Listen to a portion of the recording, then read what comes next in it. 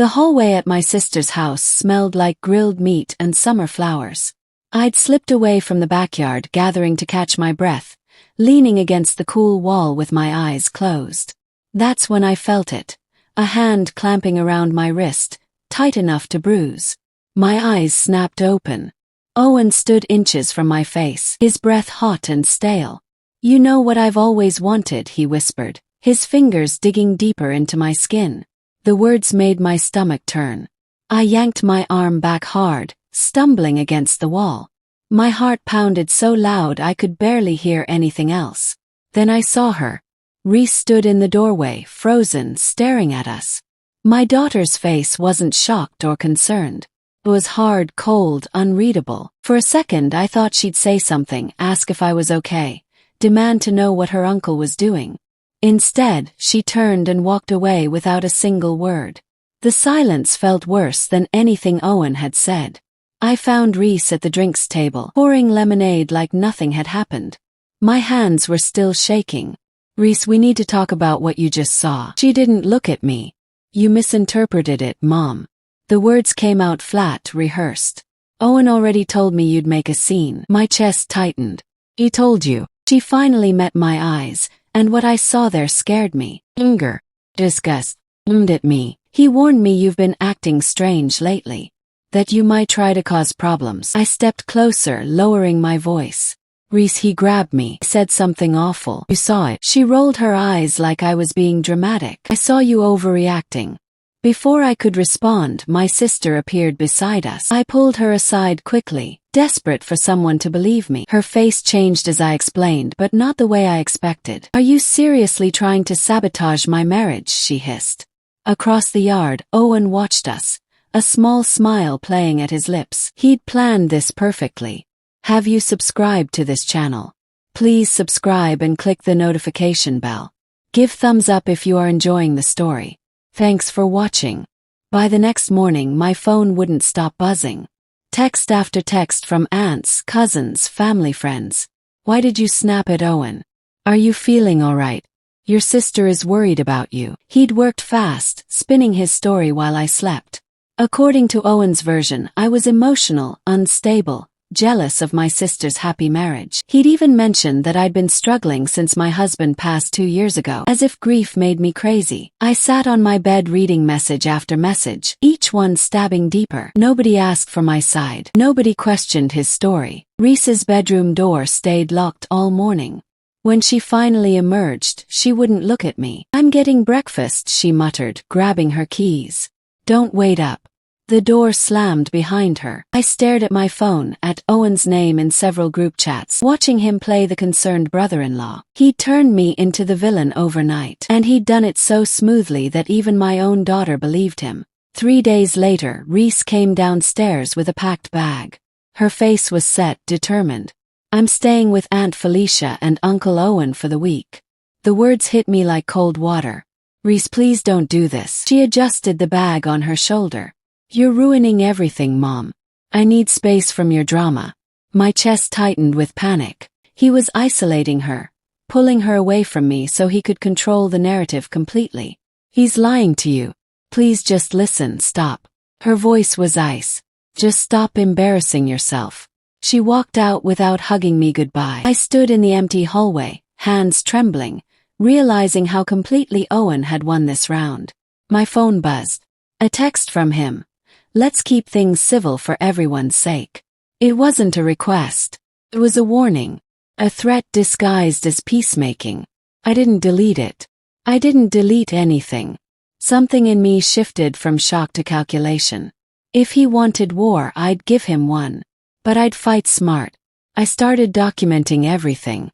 Every text message got screenshotted and backed up to 3 different cloud accounts. Every strange comment Owen made, I wrote down with dates and times.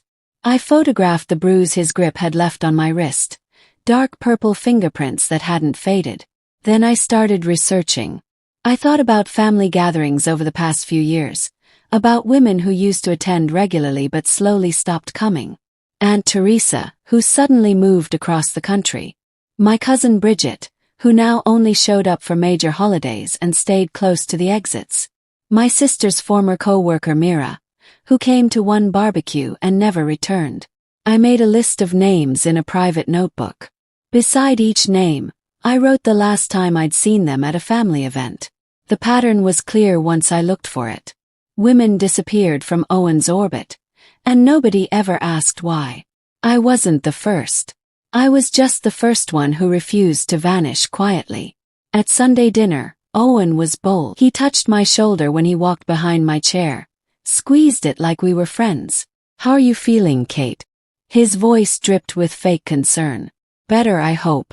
Everyone at the table watched me, waiting to see if I'd make another scene. I smiled, kept my voice steady. "I'm fine, Owen. Thank you for asking." His eyes flickered with surprise. He'd expected me to react, to give him ammunition. Instead, I stayed calm, stayed silent, and watched him. My sister served dessert. Reese barely looked at me, sitting beside Owen like he was her protector instead of her predator. That's when I noticed it. Owen slipping Reese an envelope across the table when he thought nobody was watching. She tucked it quickly into her purse, glancing around nervously. Why was he giving my daughter something in secret? Why did she hide it? I filed the observation away, said nothing, and finished my pie. Owen underestimated me. That was his first real mistake. I found the torn envelope 3 days later in Reese's laundry hamper. She tried to destroy it, but enough remained to see what was inside. Bank check stub. The amount made my stomach drop. $5,000. Why was Owen giving my 19-year-old daughter that much money? Why was she hiding it from me? I took a photo of the fragments before carefully placing them back exactly as I'd found them. That evening I couldn't stay quiet. "Reese, we need to talk about the money Owen gave you." Her face went white, then red. "You went through my things. I was doing laundry and none of your business." She screamed it loud enough that our neighbor's dog started barking. "He's helping me with college expenses since you're always broke and sad." The words were designed to hurt, and they did. But beneath the anger I heard something else. She was scared I'd found out. Before I could press further, she grabbed her keys and stormed out.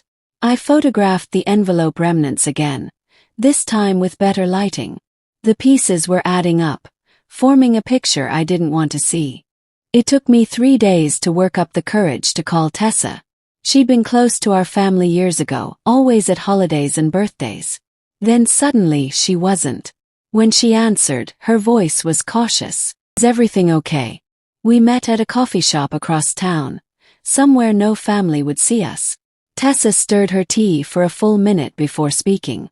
"Owen cornered me at the reunion 5 years ago. He said things, touched me in ways that weren't appropriate. When I tried to tell your sister, he'd already told her I'd been drinking too much." Her hand shook slightly. "Nobody goes against Owen. He's too good at making you look crazy." I showed her the bruise on my wrist, now fading to yellow. Her eyes filled with tears. "I'm so sorry I didn't warn you." We talked for 2 hours. She agreed to write down what happened, but only if it stayed private for now. As I drove home, I felt something shift. I wasn't alone in this. Owen had a pattern, and patterns could be proven. Monday morning at work, I spotted something taped to the break room bulletin board. An internal job posting for a senior position in Denver. Better pay, full relocation assistance, benefits that made my current package look like scraps. I took a photo of the posting and thought about it all day. If Owen wanted to dismantle my life here, maybe the solution was to leave. Start fresh somewhere he couldn't reach me, where his poison couldn't spread. That night I updated my resume. I wrote a cover letter. I prepared references. By midnight my application was submitted. If everything went wrong, if Owen destroyed me completely here, I'd have an escape route. But even as I hit send, I knew something else. Leaving meant abandoning Reese to his influence. Meant he'd win by default. I stared at the confirmation email and made a decision. I wasn't running yet. First I'd try to fight. If I lost, Denver would be waiting. But I wouldn't let him chase me away without a battle. 2 weeks later, Owen cornered me again. This time in the garage during a family barbecue. I'd gone to grab more ice and suddenly he was blocking the door. You've been turning people against me, Kate. His voice had lost its smooth edge. Now it cracked with something like panic. I don't know what game you're playing, but it needs to stop. I kept my hand in my jacket pocket, fingers wrapped around my phone. The recording app was already running. I'm not playing anything, Owen. I'm just living my life. He stepped closer. You're asking questions, reaching out to people. That needs to stop. Before he could say more, footsteps approached. Reese's voice called out, Mom. You in here? Owen's face transformed instantly. The panic vanished, replaced by a warm smile. Oh, there you are. I was just asking your mom about holiday plans. He stepped back, giving me space like a gentleman. Reese appeared in the doorway, looking between us suspiciously. I smiled, said nothing, and walked past them both. In my pocket, my phone had captured every word. Reese stormed into the house that night like a hurricane. Owen told me you're spying on him. That you're threatening the family. She threw her purse onto the couch. This has to stop, Mom. If you don't get it together, I'm moving out permanently. I stood in the kitchen, hands steady on the counter. Reese, I love you. I need you to know that. Don't change the subject. Her face was red, her voice cracking. He said you've been recording conversations, following him, harassing his friends. Is that true? The words were Owen's, delivered through my daughter's mouth. He'd crawled so deep into her head that she couldn't tell his voice from her own thoughts anymore. What else did Owen tell you? I asked quietly. She listed his accusations one by one. Each phrase was his, not hers. The vocabulary, the phrasing, even the pauses matched his speech patterns perfectly. When she finished, breathing hard, I simply said, I love you, and when you're ready to hear the truth, I'll tell you. She left without another word. I sat in the dark living room and cried for the first time since this started. While searching for Reese's birth certificate that she needed for a college application, I found something else. A folder buried in my late husband's old filing cabinet, labeled simply with Owen's initials. OM inside were printed emails dating back 7 years. I read them twice to make sure I understood. Owen had borrowed $60,000 from my husband to invest in a business opportunity. The loan was supposed to be repaid within 2 years. But the emails showed my husband asking repeatedly for updates, for payment schedules, for anything. Owen's responses got vaguer and angrier as time went on. The last email, sent 3 months before my husband died, was short. I trusted you with this money. My family trusted you. Please make this right. There was no record of repayment. Owen had taken $60,000 and never given it back. Why had my husband hidden this from me? Why hadn't he told our family? I photographed every page, my hands shaking. This changed everything. Owen didn't just have a pattern of harassment. He was also a thief. I asked my sister Felicia to meet me for coffee. Just the two of us, no husbands, no kids.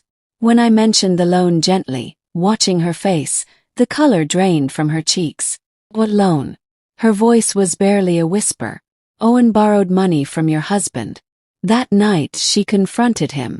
I know because I was there for dinner when it happened. Felicia's hands shook as she asked, Did you borrow $60,000 from Kate's husband? Owen's smile faltered. For the first time since I'd known him, he looked genuinely rattled.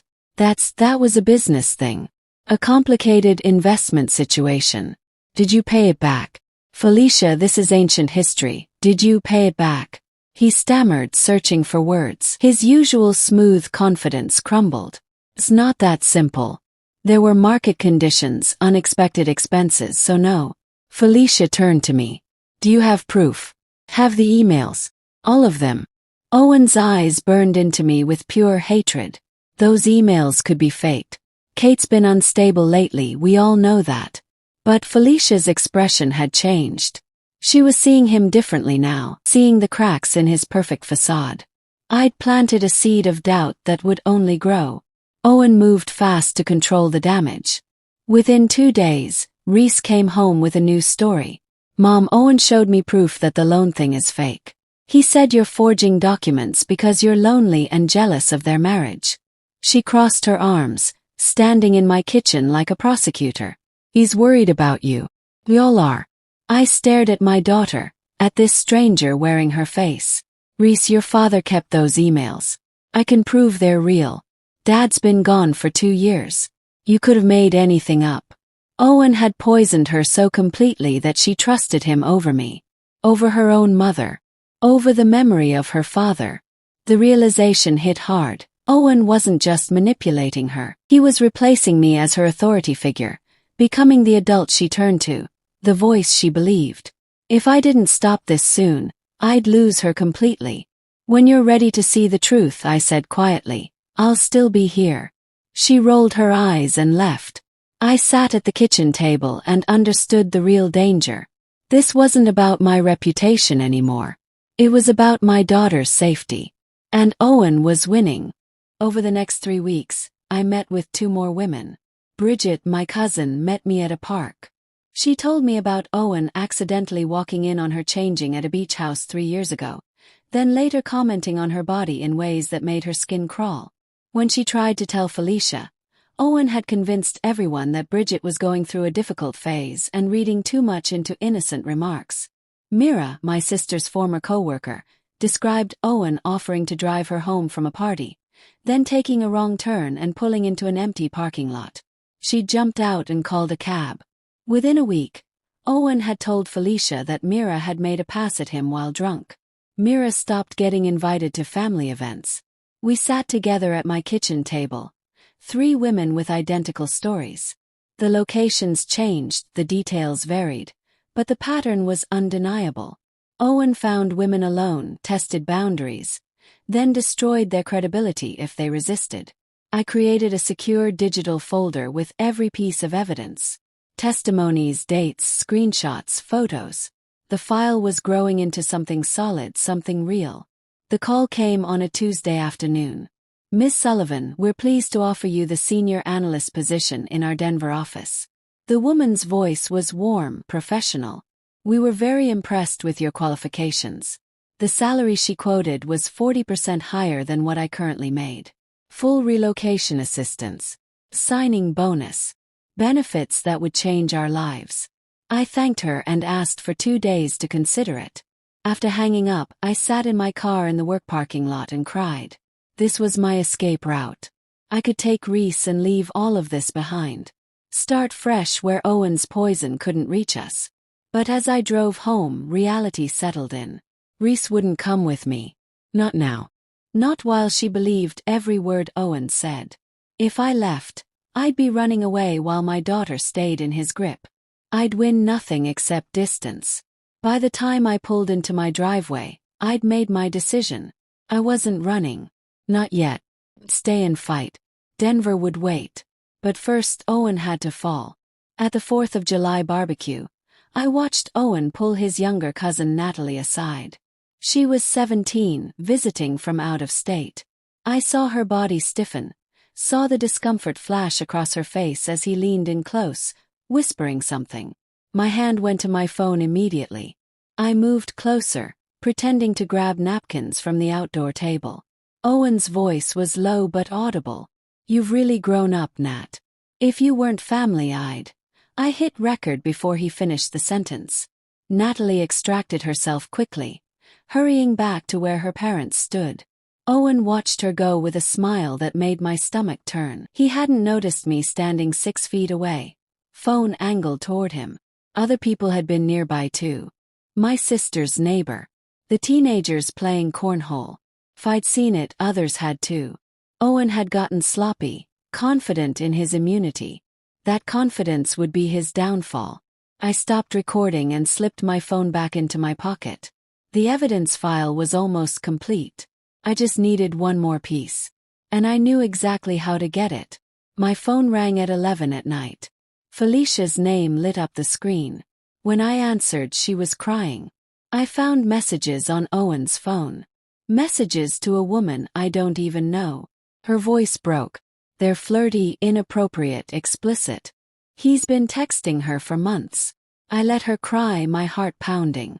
Felicia, I need to meet with you. Can you come over tomorrow?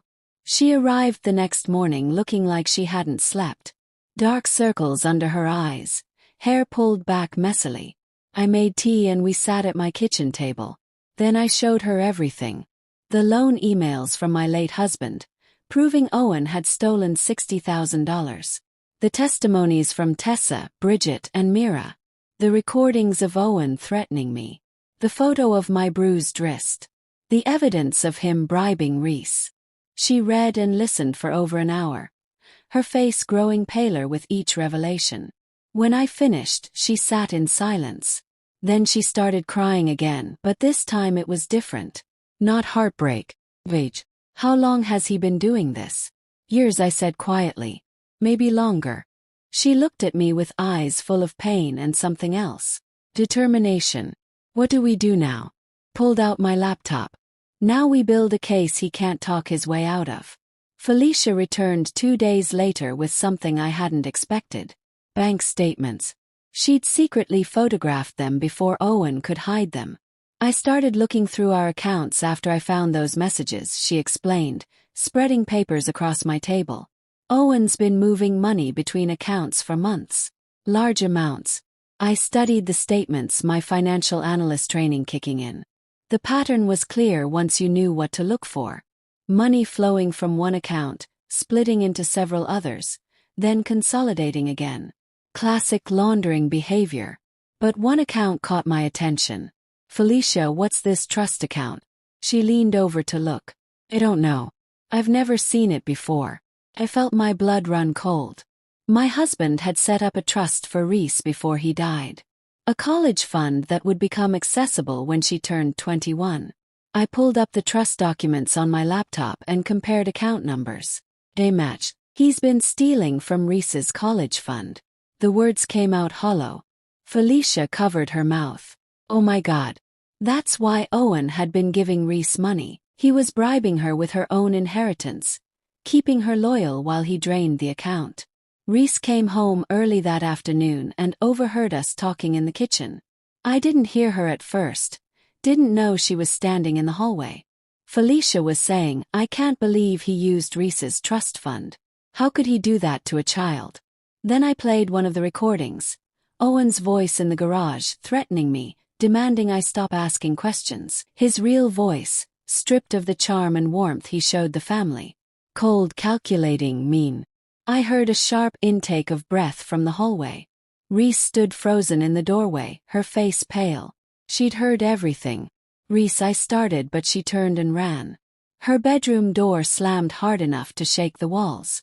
Felicia and I exchanged glances. Should I go talk to her? My sister asked. I shook my head. Let her process it. She needs time. But I knew something had shifted. For the first time, Reese had heard Owen's true voice. The mask had slipped, and she'd seen what was underneath. Whether she'd accept it was another question. But the seed of doubt had been planted in the one person Owen couldn't afford to lose. 3 days later, Owen called a family meeting. He'd gathered everyone at his house. Aunts, uncles, cousins, my parents.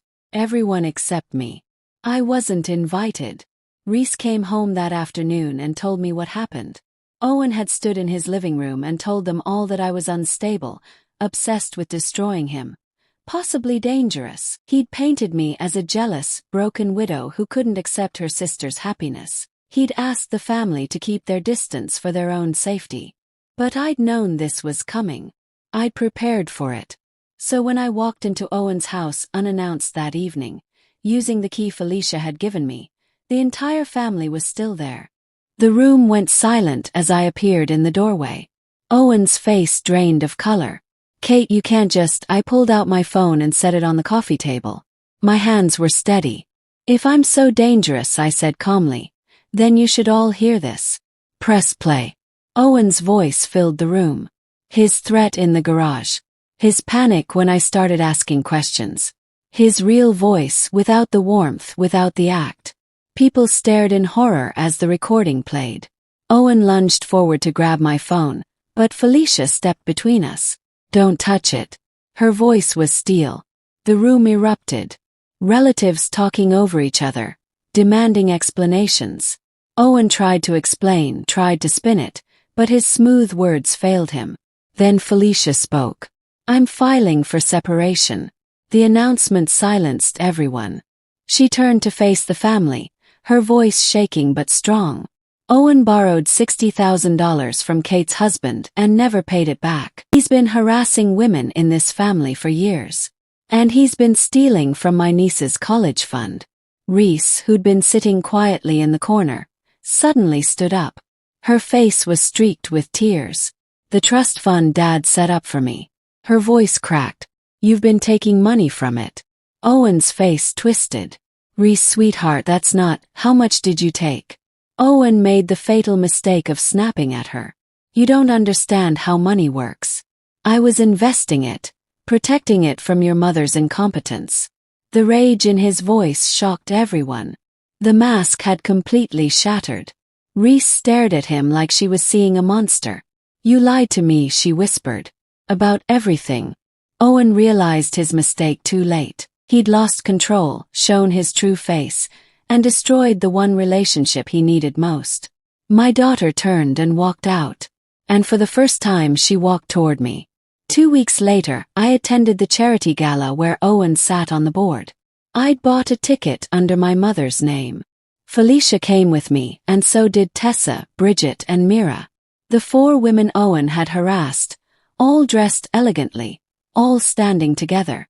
The board president was there. Major donors filled the ballroom. Owen's professional friends, the people who admired him, who saw him as a pillar of the community. I'd already sent the evidence packet to the board president 3 days earlier. Every email, every recording, every testimony. Tonight was just the public reckoning. When Owen saw us walk in together, his face went white. The board president approached him in the middle of the room. Everyone nearby could hear. Owen, we need to talk. This isn't the time. The allegations against you are serious. We've reviewed the evidence. You're suspended from the board effective immediately pending a full investigation. The room had gone quiet, everyone watching. Owen tried to smile to deflect. This is obviously a misunderstanding. Can we discuss this privately? Nobody moved. Nobody followed him when he walked toward the exit. The room had turned its back. I watched him leave alone, his reputation crumbling with every step. Justice wasn't always loud. Sometimes it was quiet, surgical, and absolutely devastating. Within a week, Owen's life collapsed. The charity board voted unanimously to remove him permanently. His employer, a financial firm that valued reputation above all else, fired him for conduct violations. The trust fund theft triggered a fraud investigation. Felicia served divorce papers. The evidence I'd gathered was forwarded to proper authorities.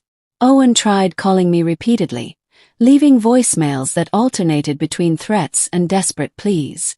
You've ruined my life. Please, we can work this out. You'll regret this. I'm begging you. I saved every message, added them to the evidence file, and blocked his number. The women he'd harassed started speaking up publicly. More came forward. Women I'd never known about. The pattern was even bigger than I'd realized. Owen had operated with impunity for over a decade. Now everything was unraveling. His friends distanced themselves. His family was humiliated. His career was destroyed.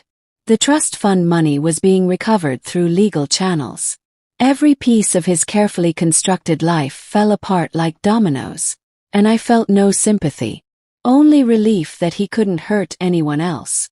He'd played the game thinking he was untouchable. He'd forgotten that silence doesn't mean acceptance. Just means people are gathering evidence. Reese came home on a rainy Tuesday evening carrying the envelope Owen had given her. The check inside had never been cashed. Her eyes were red and swollen. I want to know everything, she whispered. The real story. No more lies. We sat together on the couch, and I told her everything. From the beginning. The harassment, the threats, the manipulation. How Owen had isolated me, turned her against me, stolen from her father's trust fund. I showed her the evidence, let her read the testimonies, listen to the recordings. She cried through most of it. When I finished, she broke down completely. I'm so sorry, Mom. I'm so sorry I didn't believe you. I said terrible things. I chose him over you. I held her as she sobbed, stroking her hair like I did when she was small. He's a master manipulator, sweetheart. What happened wasn't your fault. 3 weeks later, the job offer in Denver was still open. I called them back and accepted. Reese and I packed up our house together, leaving behind the wreckage of Owen's destroyed life. He was alone now, reputation ruined, the mask gone forever. My dignity had returned not with a scream but with steady, earned, poetic justice delivered at exactly the right moment. And as we drove toward our new life, Reese reached over and squeezed my hand. Thank you for not giving up on me. I squeezed back. Never, you remain my daughter any day. How would you rebuild again? A family that was honest. A bond that was unbreakable. Have you ever had to face a deep betrayal from your own bosom? Have you been in a position to face doubt about your honesty? How would you react to the realization of a long-awaited truth to surface? What would you have done differently? Share your thoughts in the comment section. Don't forget to subscribe and click the notification bell for more Reddit stories. Like and share with others. Thanks for watching.